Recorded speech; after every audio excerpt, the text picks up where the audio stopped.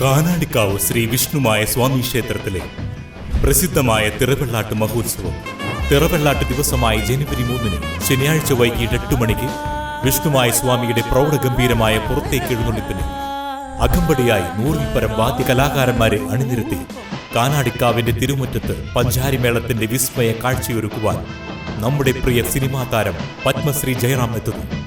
എഴുന്നള്ളിപ്പിന് അകമ്പടിയായി തിറയാട്ടവും മറ്റു ദൃശ്യവാദ്യ കലാരൂപങ്ങളും അരങ്ങേറുന്നു.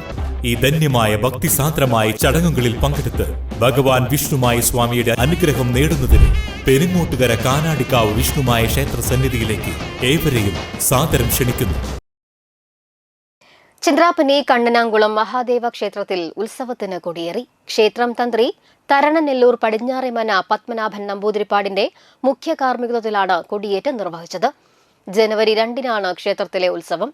രാവിലെ 9 മുതൽ 12 വരെ ഗജവീരനോട് കൂടിയ പഞ്ചാരിമേളം, രാത്രി 9 പള്ളിവേട്ട എഴുന്നള്ളിപ്പ്, ജനുവരി 3 രാവിലെ 8 ആറാട്ടെഴുന്നള്ളിപ്പ്, തുടർന്ന് തിരുവാതിര ഊട്ട് എന്നിവയാണ് പ്രധാന പരിപാടികൾ.